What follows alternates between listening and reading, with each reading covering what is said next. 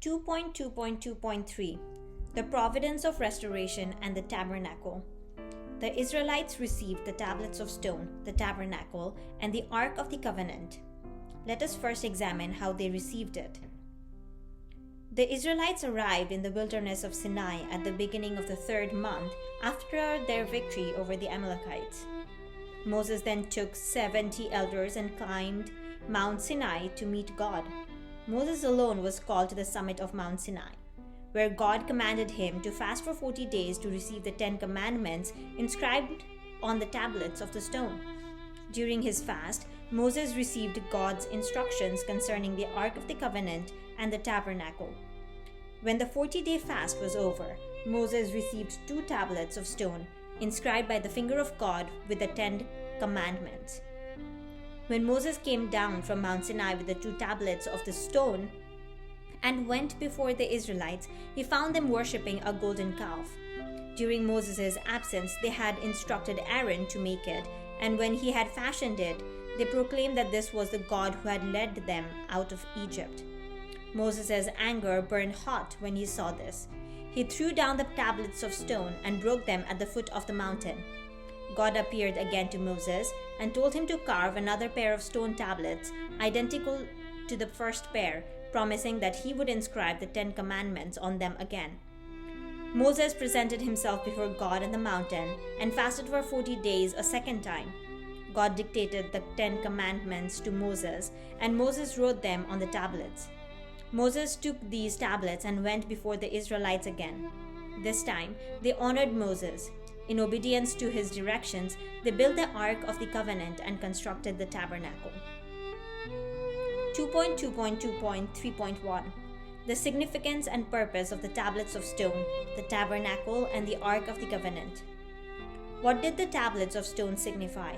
When Moses received the tablets of stone inscribed with God's word, this signified the passing of the age of the providence to lay the foundation for restoration, when fallen people could relate with God only through sacrifices, and the beginning of the age of the providence of restoration, when they could relate with God through the revealed word. It was previously explained that if Adam and Eve, who were created by the Word, had become perfect, they would have become the incarnations of the Word. Instead, they fell and lost the Word. Moses received the 2 tablets inscribed with the Word at the end of a 40-day period for the separation of Satan. This signified the symbolic restoration of Adam and Eve as incarnations of the Word. Accordingly, the 2 tablets symbolized restored Adam and Eve and also symbolized Jesus and his would-be bride, who were to come as the incarnations of the Word. Christ is symbolized in the Bible by a white stone, and it is written, "The rock was Christ." As symbols of Jesus and his would-be bride, the tablets of stone were also symbols of heaven and earth. Next, what did the tabernacle symbolize? Jesus likened his body to the temple of Jerusalem. We who believe in him are called God's temples. The temple was thus a representation of Jesus in image. If the Israelites had succeeded in the first course to restore Canaan under Moses' leadership, then as soon as they entered the land of Canaan, they would have built the temple and prepared to receive the Messiah. Yet, due to the disbelief, the first course was aborted at the start. In the second course, God led them in a roundabout way across the Red Sea and through the wilderness. God could not have them build the temple, but instead had to settle for the tabernacle, which could be moved from place to place as a substitute. Like the temple, the tabernacle was a representation of Jesus, but in symbol. When God commanded Moses to build the tabernacle, he said, "And let them make me a sanctuary, that I may dwell in their midst." The tabernacle was divided into 2 parts, the holy place, sanctuary, and the most holy place, holy of holies. Only the high priest could enter the most holy place, and only once a year when making the sacrifice of the Day of Atonement. The most holy place was where the Ark of the Covenant was kept. Here was the place where God made himself present. It symbolized the Spirit of Jesus. The holy place contained a lampstand, an incense altar, and a table for the bread of the presence, which were tended daily by the priest. It symbolized the body of Jesus. Furthermore, the most holy place symbolized the spiritual world, while the holy place symbolized the physical world. When Jesus was crucified, the curtain between the holy place and the most holy place was torn in two from top to bottom. This meant that Jesus' crucifixion laid the basis for spiritual salvation, when the gate was opened between spirit and flesh, or between heaven and earth. What did the Ark of the Covenant symbolize? Enshrined in the most holy place, the Ark contained the testimonies of God's covenant. It contained the 2 tablets of stone, which symbolized Jesus and his would-be bride and heaven and earth. It also contained manna, the main staple of the Israelites during the wilderness course, which symbolized the body of Jesus. The manna was placed inside a golden urn, which symbolized the glory of God. The Ark of the Covenant also contained Aaron's staff, which had demonstrated God's power by budding and putting forth sprouts. The ark thus represented the cosmos and at the same time was a smaller representation of the tabernacle. The mercy seat was placed on top of the Ark of the Covenant. 2 cherubim made of hammered gold were placed on either end of the mercy seat, overshadowing it with their wings. God promised that he would personally appear above the mercy seat, between the cherubim, and there he would give guidance to the Israelites. This foreshadowed that when Jesus and his bride, symbolized by the tablets of stone, come and cleanse the people's sins, God would appear over the mercy seat and open a path between the cherubim, which had blocked the way to the tree of life in the Garden of Eden. Everyone would then be able to come before Jesus, the tree of life, and receive the fullness of God's word. For what purpose did God give the tablets of stone, the tabernacle, and the Ark of the Covenant? When the Israelites set out for the wilderness after completing the 400-year indemnity period incurred due to Abraham's mistake in the offering, God struck the Egyptians with signs and plagues and drowned a host of Egyptian soldiers who tried to follow the Israelites across the Red Sea. The Israelites could not return to Egypt, not only because God's will forbade it, but because they had become bitter enemies of the Egyptians. They had no choice but to complete the journey to Canaan. God had driven them to the point of no return. Nevertheless, the Israelites repeatedly fell into faithlessness during their journey. In the end, there was danger that even Moses might act faithlessly. To cope with this situation, God set up an object of faith, one which would remain unchanged even though the people might change. As long as even one person revered the object with absolute faith, God could continue the providential will through him. That person would inherit the mission to attend the object of faith as a baton is handed from one runner to the next in a relay race. The tabernacle enshrining the Ark of the Covenant and the tablets of stone was this object of faith. Since the tabernacle represented the Messiah, when the Israelites built the tabernacle, it signified that the Messiah had already come in a symbolic sense.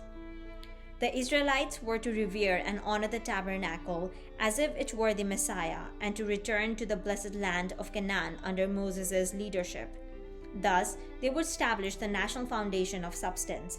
Even if all the Israelites were to fall into faithlessness along the way, as long as Moses continued to exalt the tabernacle, the people would then be allowed to indemnify their faithlessness and be restored upon Moses' intact foundation.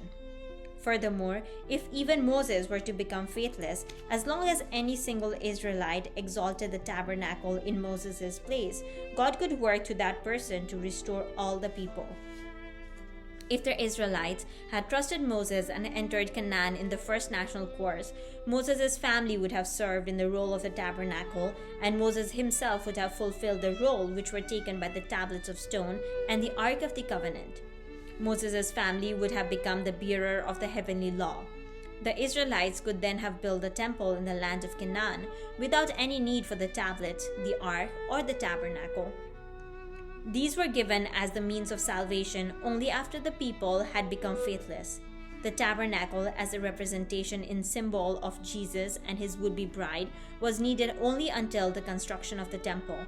The temple, as a representation in image of Jesus and his would-be bride, was needed only until the Messiah's coming as the temple incarnate. 2.2.2.3.2 The foundation for the tabernacle. Just as a foundation must be laid before we can receive the Messiah, a foundation had to be laid before the Israelites could build and exalt the tabernacle, the symbolic representation of the Messiah. Needless to say, to establish the foundation for the tabernacle, foundations of faith and substance for the tabernacle had to be laid. Let us investigate how the Israelites were to lay these foundations under the leadership of Moses. Moses was to follow God's instructions and lay the foundation of faith for the tabernacle by fasting and praying for 40 days, a period for the separation of Satan. Upon this foundation of faith for the tabernacle, the Israelites were to faithfully obey and support Moses as he worked to realize the ideal of the tabernacle.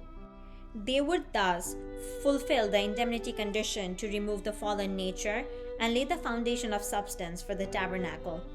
The tabernacle in this discussion includes the tablets of stone and the Ark of the Covenant.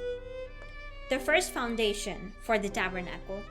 Human beings were created on the sixth day to become the incarnations of the Word. Hence, to give the word of recreation to fallen people for their restoration, God first had to restore the number 6, representing the period of creation defiled by Satan.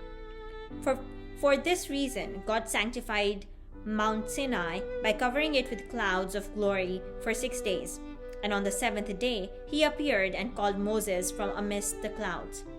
From that moment, Moses began his fast of 40 days and 40 nights. God directed Moses to set up a 40-day period for the separation of Satan in order to establish the foundation of faith for the tabernacle, the symbolic Messiah. God saw this was necessary because the Israelites had fallen into faithlessness after crossing the Red Sea. As mentioned above, the indemnity condition to remove the fallen nature during the Israelites' course to restore Canaan could not be fulfilled by their believing and following Moses only for the short period that he manifested God's power. Rather, its fulfillment required that the people maintain such faith and obedience until they entered Canaan, built the temple, and received the Messiah.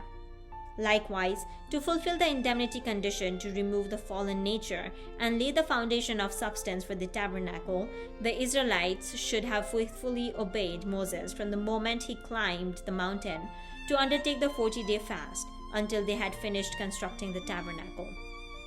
However, while Moses was fasting and praying on the mountain, the people all fell into faithlessness and worshipped the golden calf.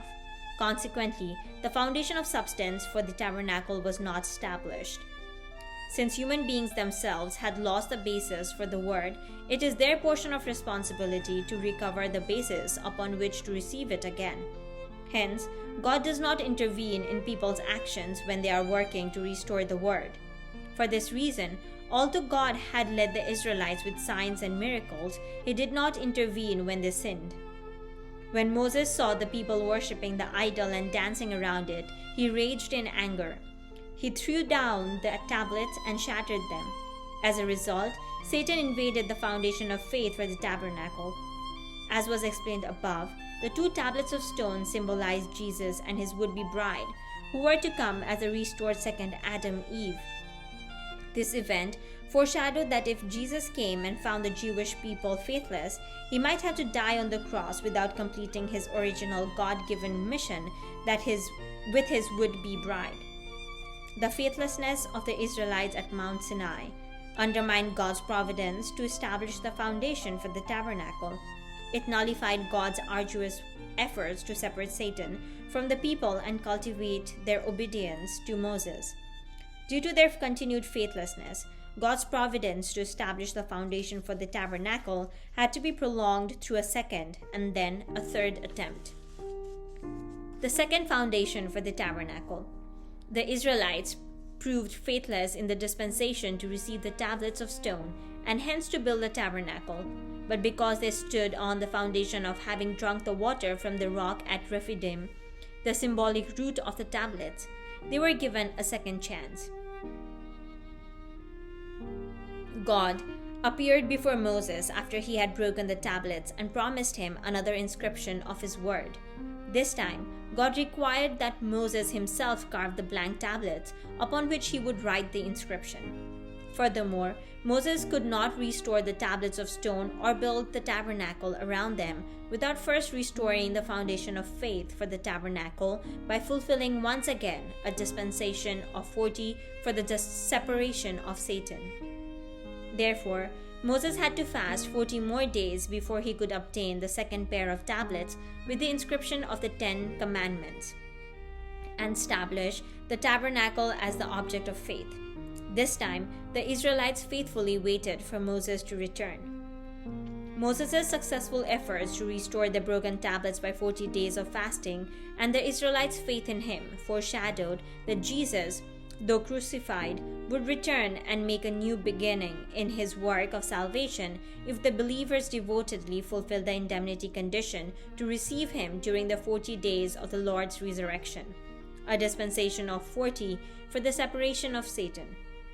By remaining faithful while Moses was fasting on the mountain and then obeying his instructions to build the tabernacle, the Israelites fulfilled the indemnity condition to remove the fallen nature.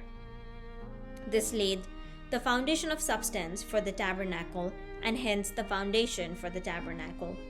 The tabernacle was built by the first day of the first month of the second year. However, as was mentioned earlier, the foundation of substance in the second national course to restore Canaan required much more than the mere construction of the tabernacle. In fact, until they entered Canaan and built the temple, the Israelites were supposed to honor the tabernacle more than they valued their own lives. They were to keep the same faith until they received the Messiah. On the 20th day of the second month of the second year, the Israelites set out from the wilderness of Sinai, arrayed in formation around the tabernacle and led by the pillar of cloud. Yet, before long, they began to complain about their hardships and murmur against Moses. Even after God destroyed their camp in his burning wrath, the Israelites did not repent. They continued to complain, lamenting that they had nothing to eat but manna. They were resentful toward Moses and longed for the meat, fruit, vegetables, and luxuries of Egypt. Thus, the Israelites failed to maintain the second foundation for the tabernacle, and it was invaded by Satan. The providence to restore this foundation was prolonged to a third attempt. The third foundation for the tabernacle. Although Satan defiled the second foundation for the tabernacle, Moses' faith and devotion to the tabernacle remained unchanging. Therefore, the tabernacle stood firmly upon the foundation of faith which Moses had laid, while the Israelites still stood upon the foundation of having drunk the water from the rock at Rephidim. The rock, we recall, was the root of the tablets of stone, which was at the center of the tabernacle. Upon this foundation, the Israelites were allowed to attempt yet another dispensation of 40 for the separation of Satan. By obeying Moses, who still honored the tabernacle, they were to restore through indemnity the foundation for the tabernacle in their third attempt. The 40-day mission to spy out the land of Canaan was given as a condition to achieve this. God had Moses choose a leader from each of the 12 tribes of Israel and send them to spy out the land of Canaan for 40 days. When they returned, all the spies except Joshua and Caleb presented faithless reports. The people who dwell in the land are strong, and the cities are fortified and very large. It is a land that devours its inhabitants, and all the people that we saw in it are men of great stature. And we seemed to ourselves like grasshoppers, and so we seemed to them. Num 13:28, 32-33.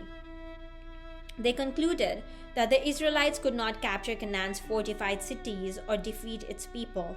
Upon hearing this report, the Israelites again murmured against Moses.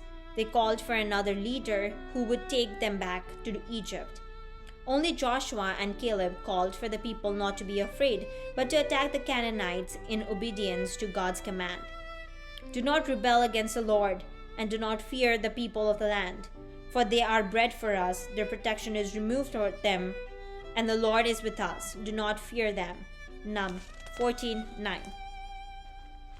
The Israelites did not accept this exhortation and attempted to stone Joshua and Caleb. At this moment, the glory of the Lord appeared to all of the people, and God said to Moses, "How long will this people despise me? And how long will they not believe in me, in spite of all the signs which I have wrought among them?" Num 14:11. "But your little ones, who you said would become a prey, I will bring in, and they shall know the land which you have despised.